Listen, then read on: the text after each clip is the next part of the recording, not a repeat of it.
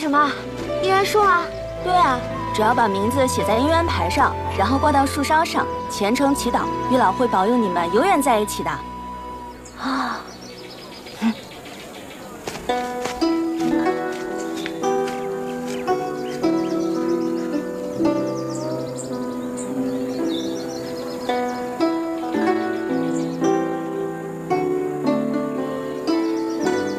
我们许一个吧。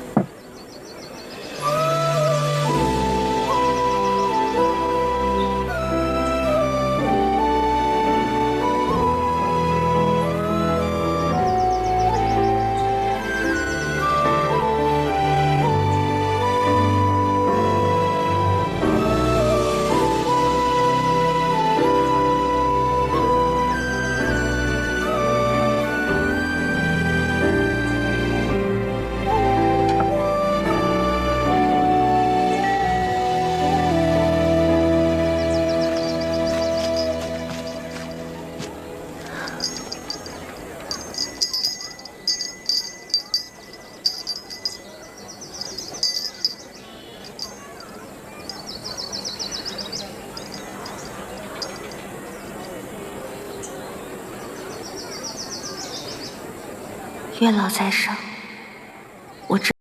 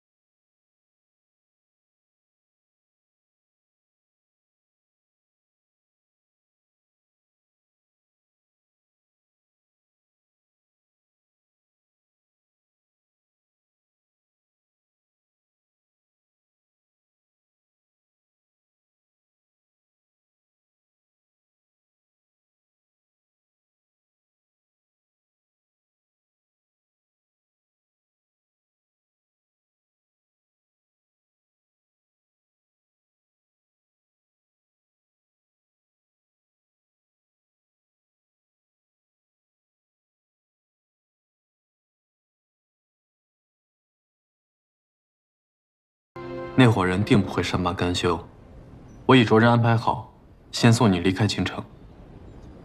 潘大人，你们此行可有什么收获？我们见到了石罗院的院主左京飞，他是个40出头的男子，右眼淡黄，一瞳，你可认识此人？是他，就是他。9年前在河阳追杀云长的人，正是他。你们抓到他了吗？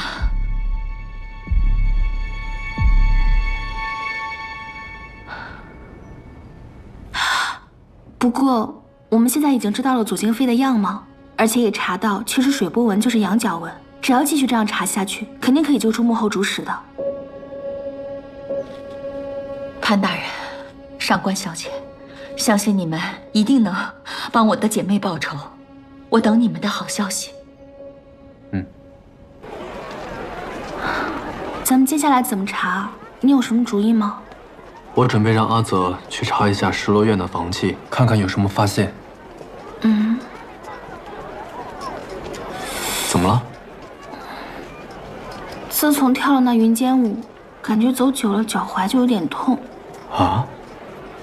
姐姐，没事儿。小生，潘大人，你来京城了，找到阿江没？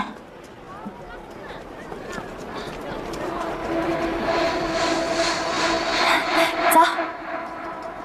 那不是上官小姐吗？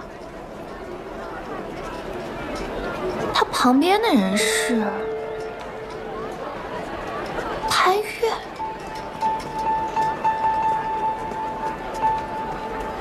没想到你跟阿江都来京城了。他不告而别，有没有留下什么线索？什么都没有，就那么走了。他来京肯定是替父报仇，他刻意疏远，那肯定是不想牵连你。姐姐，我真的担心他有危险。你放心，我们肯定会找到他的。啊，你呢？接下来有什么打算？我就待在这儿吧。我担心他回来找不到熟悉的人。反正他总会回来的，对吧？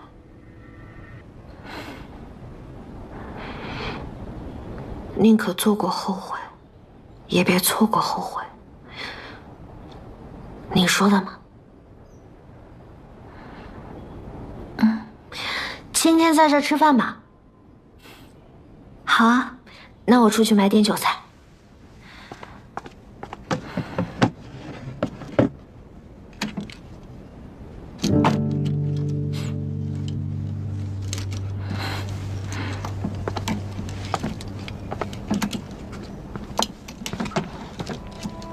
怎么了？这个味道怎么跟那个幕后主使在祭拜时候的香料一模一样？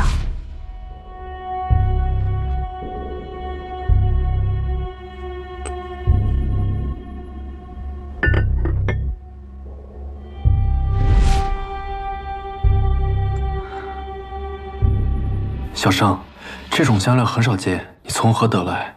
这是江族的胡杨香。我发现京城的达官贵人们不喜欢买玉镯子，反而喜欢用香料，所以就找了一个江族女子进了这些货。怎么了？那个，今天饭先不吃了，你先带我去见见那个人。哦。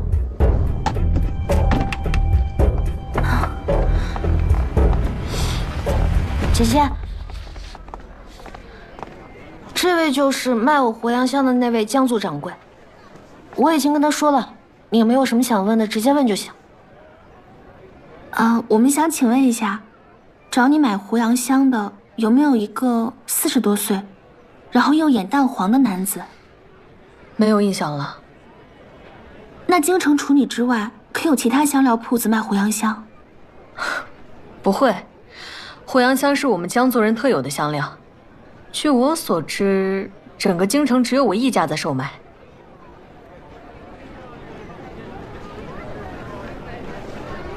麻烦您看一下这个图案，跟你们江族可有关系？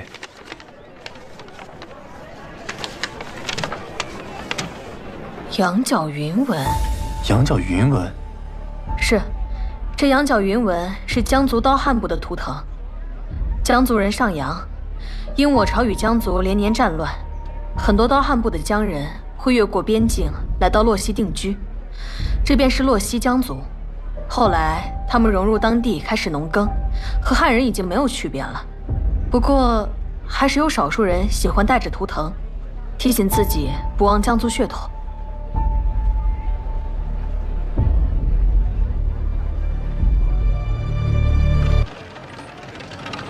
如此一来，这一切便串联起来了。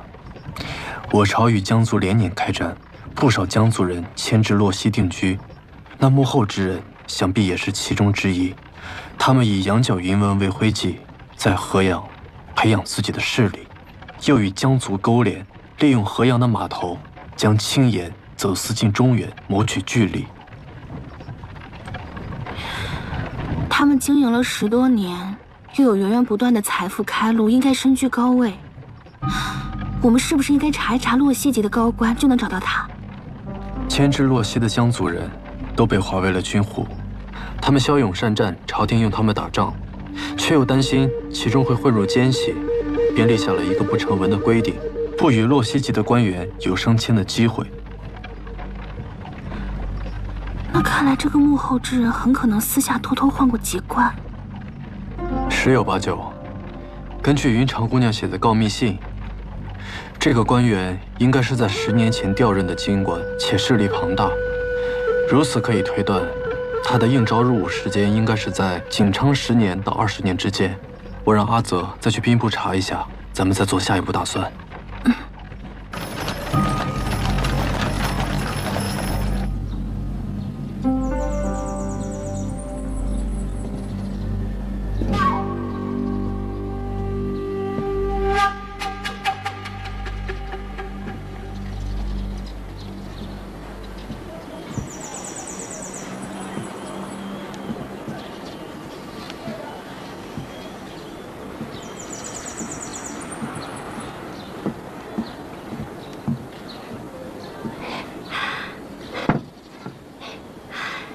贾夫人，您看看这些花，都是花圃匠人尽其心培的，看看可还入眼？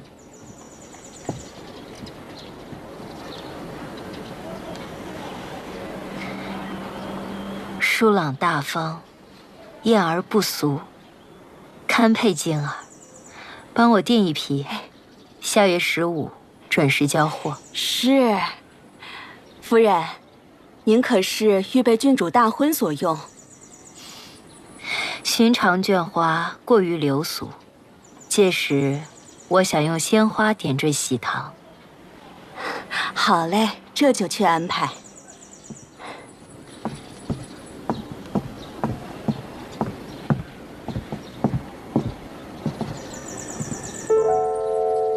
上官芷，你既然那般恬不知耻，我便将你的丑事好好宣扬宣扬。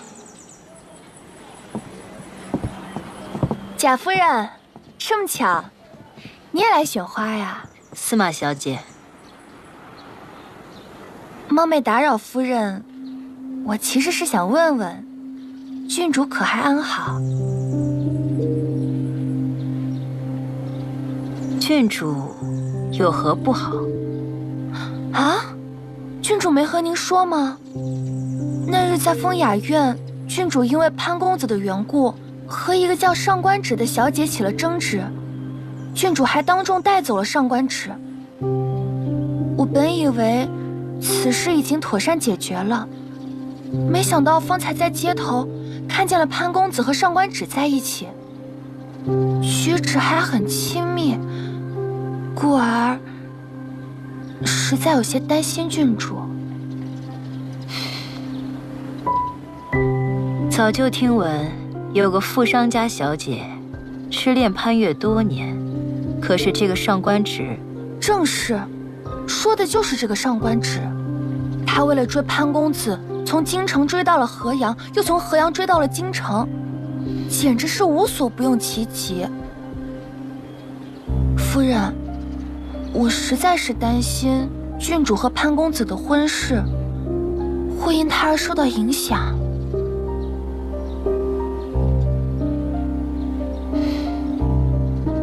司马小姐，人后莫论人是非。潘越是我未来妹夫，我相信晶儿的眼光。他们的婚事，岂是一个区区的商贾之女可以影响的？方才这些话，你以后就不要随意再拨弄了。是。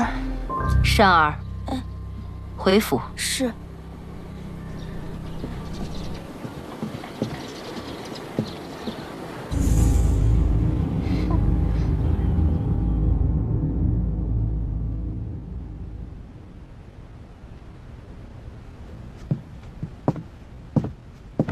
主人，人到了。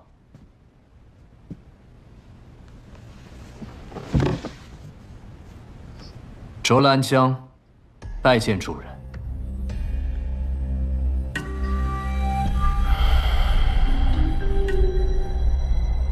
抬起头来。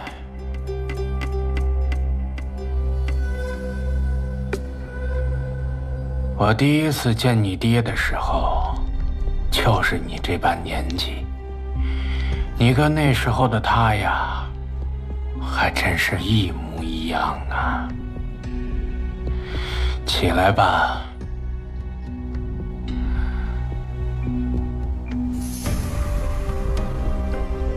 那时候，我们都只是寂寂无闻之辈，却怀着同样的雄心大志。我们结为异姓兄弟，说好了一起打拼，共享荣华富贵。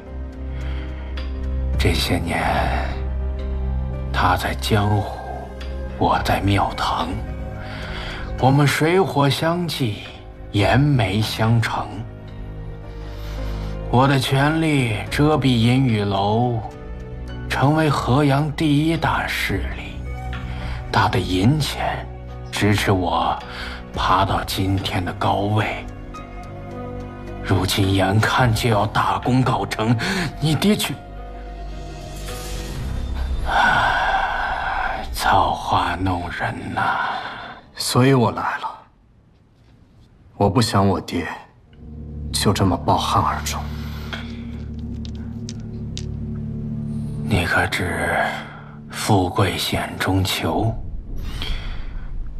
你爹为了保你清白，一直不愿意掺和这些事，为此甚至装死了3年。你为何还要违背他的遗愿？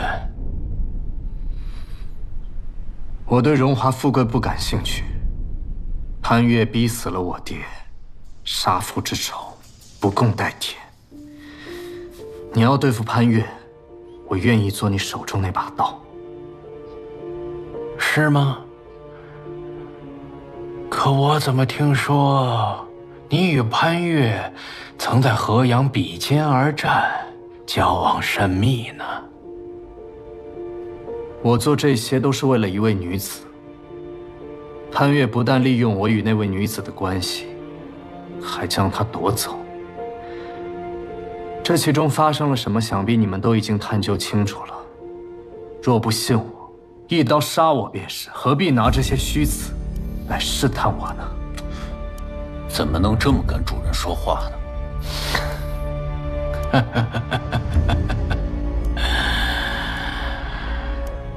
初生牛犊，少年意气，不错，颇有你父亲当年之风啊。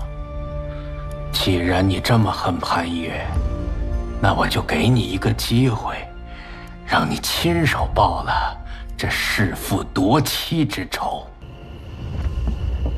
公子，这是放在门上的帖子。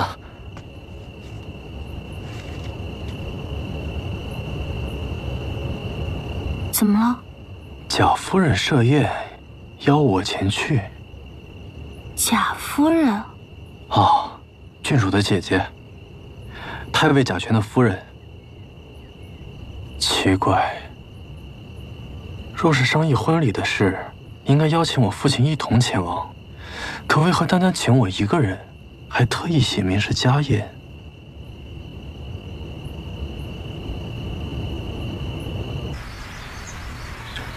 拜见太尉，拜见夫人。一点小小的心意，不成敬意。阿泽。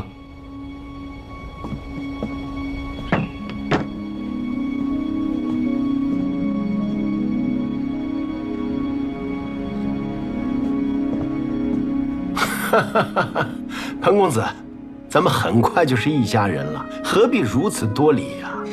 早就听闻潘公子是人中龙凤，仪表不凡。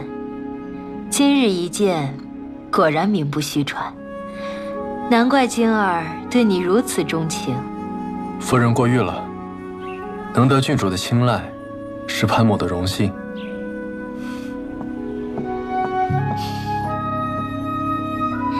大人、夫人，宴席摆好了。潘公子，请移步。夫人请。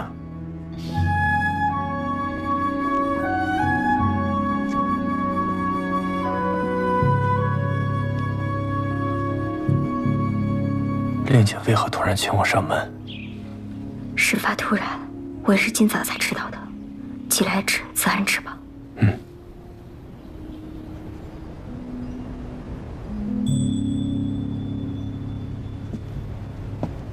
请。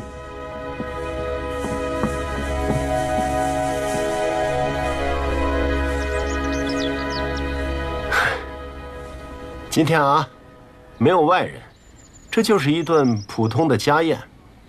潘公子，怎么舒服怎么来，千万别拘着啊。是。虽是家宴，但来者是客。潘公子，我敬你一杯。啊，对，夫人说的对，来，潘公子，敬你。谢太尉，谢夫人。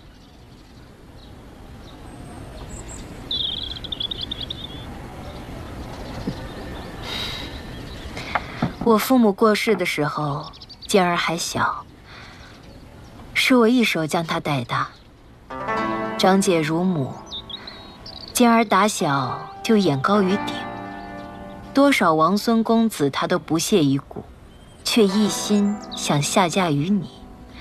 潘公子可要好生待她，莫要辜负她一片真心啊！夫人请放心，有件事我想问潘公子，你可否诚实回答？夫人但问无妨。近日我听了一些传言，说你与一位上官小姐纠缠不清，可有此事？姐姐，你不要听信外面那些市井谣言，都是小人杜撰。若只是谣言，你又为何与她在风雅院争风吃醋？上官小姐与我自小便相识，我与她的兄长亦是知己好友，所以两家来往频繁了些。这些我与郡主都解释过，相信以夫人的见识和心胸，自有明断。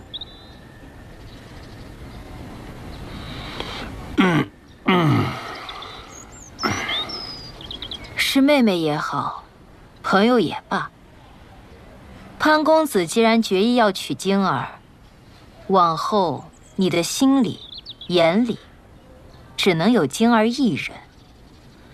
君子防未然，不处嫌疑间，这个道理你不会不懂。我不希望晶儿往后的生活，成为别人茶余饭后的谈资。你尽快与他断绝往来，这样对潘公子、对晶儿，或是对那位上官小姐的清誉都好。潘公子，你说呢？夫人请放心，潘越知道该怎么做。哎呀，夫人，能不能先吃菜呀？你看这桂花鲜蒸的鲈鱼啊，这放凉了可就腥了啊！来，你看，来，这是你最爱吃的鲈鱼脸，尝尝。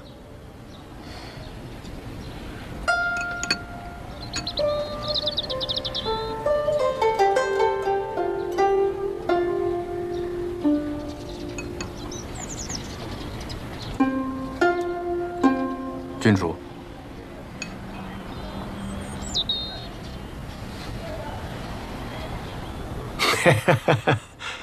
潘公子啊，我以前呢见过潘公子的画，当时我就觉得这个人啊胸有丘壑，没想到啊这有一天居然还成了晶儿的夫婿了，这真是有缘千里来相会呀！啊，太尉过誉了，太尉和夫人才是佳偶天成。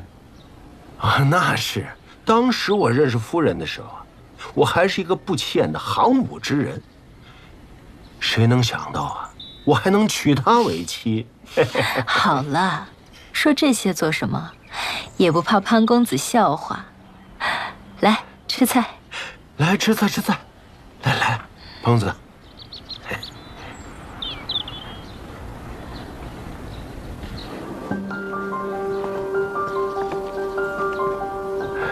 潘公子，请。郡主啊，马上就要出阁了，就让她们姐妹俩呀多说几句梯级的话。我带你在这园子里逛逛，咱们呀也松反松反。方才还要感谢太尉替我解围啊。嗨，只要你别见怪就好。我的夫人呀，就是这种性子。其实平时啊，她挺好相处的，只是一遇到郡主的事情吧，她就过度紧张了。刚才啊，我还真怕你跟她力争到底呢。嘿嘿嘿。夫人也是关心郡主，潘某又怎么会见怪呢？那就好。不过吧，入赘了皇家，这皇家的规矩啊，那就来了。以后这种事啊，少不了的。太尉可是有何高见？这咱们呀，就不能把自己当成丈夫，得做一个花匠。花匠，不错。要像呵护这些娇花一样，悉心照料你的娘子，摸准他们的脾气、喜好。遇事啊，别问对错，只管顺着他的心意就行。如此这般，方可称为一个合格的驸马呀。太尉真知灼见，真是令人茅塞顿开。哎，还有啊，你千万得记住了，有多少双眼睛盯着咱们呢？啊，这些人啊，明里暗里是瞧不起咱们的。就算你再有能力，他们也还是会说，我们呀是借了娘子的光。嘿，没想到这些年太尉功勋卓著，竟还是会有这样的感慨啊！哎，我虽高居太尉，但军中之事，我只能做些文书工作。哎呀，既然入赘黄门，得到了本不属于我们的荣华，世人背后如何指摘议论，我们也只能厚着脸皮受着。但即便受了诸多委屈，太尉对夫人还是那么温柔体贴啊。夫人肯下嫁于我，我对她感激关爱还来不及呢。至于外面受了什么委屈，那就受着呗，何必带到家里来呀？太尉小心！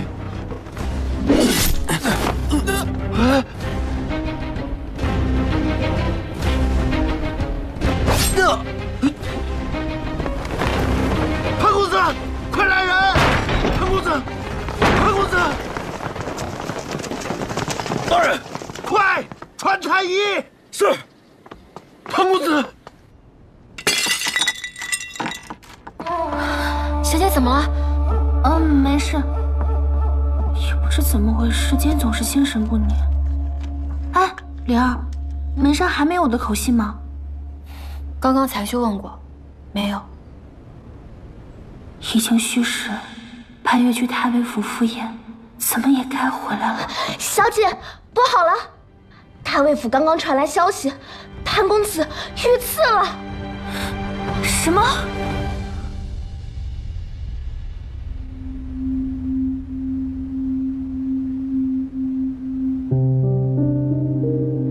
平日里你总说太尉府风雨不尽，今天刺客居然跑到家里来杀人，到底怎么回事啊？对不起，夫人，我也没想到刺客居然会偷偷埋伏在房顶上面。而且潘公子刚刚回京没2天，没听说朝堂里谁是他的政敌，这刺客怎么会偏偏针对他呢？太医，太医，他的伤怎么样了？他的血已经止住了，所幸没有伤到要害。哎呀，万幸万幸，真是老天保佑啊！不过还需要静养几日，不要牵动伤口啊。好，多谢太医。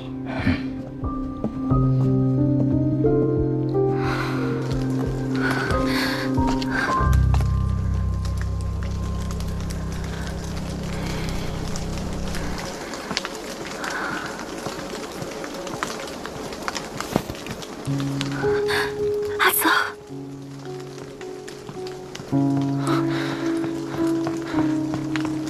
杨姑娘，潘越怎么样了？杨姑娘请放心，公子已无大碍，只是因为公子在太尉府遇刺，贾夫人心中过意不去，所以就多留公子在府上休息几日。我现在正准备去书语院，去拿些公子的衣物。我想进去见见他，你看能不能帮我？杨姑娘，这公子遇刺之后，尤其是公子的房间，太尉府已经增强了戒备，所以时刻都会有人把守。我想有个人应该可以帮我。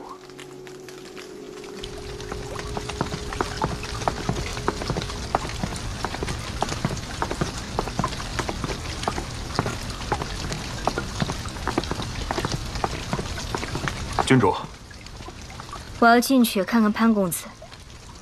是。你们先下去吧，有事再唤你们。是，郡主。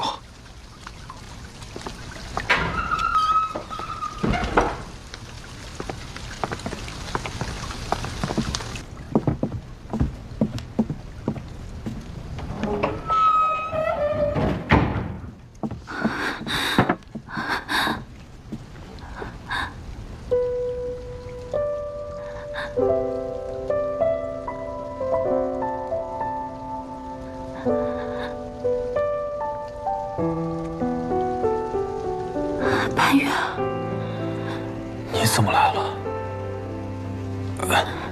小心点，我扶你。你胆子也太大了，若是被贾夫人撞见，定会为难你。我一再跟杨姑娘保证你的伤无大碍，但她一定要见到你才放心。况且此时此刻，我想什么灵丹妙药都比不上杨姑娘。来都来了，难不成你还想赶我走？你现在感觉怎么样？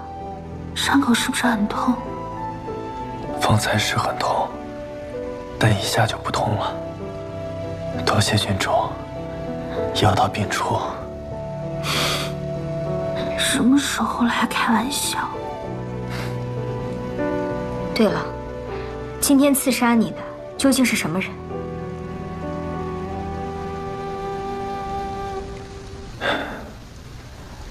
是卓兰江。阿江，你先听我说。当时那一剑刺来，我也无法躲避。若他真的想杀我，以阿江的武功，我绝无生还的可能。所以我想，他并不是真的要杀我。你的意思是，阿江是被逼迫的？是。当初他不辞而别，很有可能就是为了混入幕后之人的身边。这次的刺杀行动，应该也是那人针对我们挑了失落院的报复，也是对他忠诚的试探。阿江也是想替他爹报仇，所以才与虎谋皮。对了，前几日张大人在城郊遇刺，刺客是一个持剑的青年男子，我想那人应该就是卓兰江。他现在的处境一定是凶险万分。